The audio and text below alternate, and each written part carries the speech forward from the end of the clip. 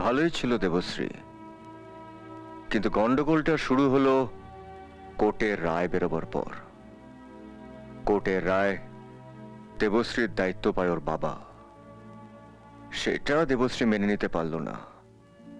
যখন জানতে পারলো যে ওকে ওর বাবার কাছে চলে যেতে হবে, তারপর থেকে কিরকম গুম হয়ে গেল। কারোর সঙ্গে কথা বলতো না, সব সময় একা একা থাকতো। যখন জানতে পারলো পরীক্ষার পর ওর বাবা ওকে কলকাতায় নিয়ে চলে যাবে, ও পরীক্ষার দিন বইটই ছুঁড়ে ফেলে দিয়ে স্কুল থেকে পালিয়ে যায়। তারপরে ওর বাবা ওকে কলকাতায় নিয়ে যায়, ডাক্তার দেখিয়ে সুস্থ করে তোলে। হয়তো সুস্থই থাকতো যদি না ওই বন্ধ ঘরে ঢুকতো। চন্দ্রমুখীর সম্পর্কে সবকিছু জানতে জানতে ওর দুর্বল চিত্তে একসময় চন্দ্রমুখীর আত্মা বসে যায়।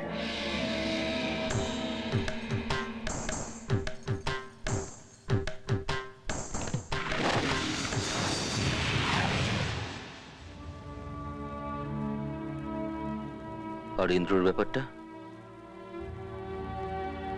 ইন্দ্র এখন যে বাড়িটায় থাকে, ১৩০০ বছর আগে চন্দ্রমুখীর প্রেমিক বসন্ত এই বাড়িতে থাকতো। তাই দেবশ্রী যখন চন্দ্রমুখী হয়ে ওঠে, তখন ওই বাড়িটা ওকে টানে। আর ইন্দ্রর মধ্যেও বসন্তকে দেখে। অগ্নি, শ্রী কি কোনো দিন এর থেকে মুক্তি পাবে না? পাবে, যেদিন ও তোকে খুন করতে পারবে। এর আগেও একবার চেষ্টা করেছিল তোর চায় বিষ মিশিয়ে, কিন্তু সেটা তো মালিনী। দেবশ্রী মিশিয়েছিল। দেবশ্রী নিজের হাতে চাটা বানিয়ে মালিনীর হাত দিয়ে পাঠিয়েছিল। তারপরে ঘরে ঢুকে যখন দেখে যে তুই বেঁচে আছিস, ও অবাক হয়ে যায়। ওর মধ্যে চন্দ্রমুখী আবার জেগে ওঠে। তারপরে ওর নিজের হাতে তোকে খুন করতে চেয়েছিল। আমি বিপদ বুঝে মালিনীকে আটকে রাখার দোহাই দিয়ে তোকে দেবশ্রীর সামনের থেকে সরিয়ে দিই। কিন্তু দেবশ্রী আমায় কেন খুন করতে চায়?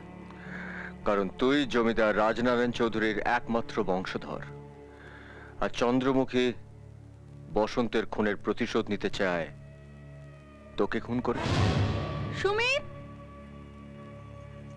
সুমিত, সুমিত আমার শাড়িটাকে ছিঁড়ে দিয়েছে। মালিনী বোধহয়।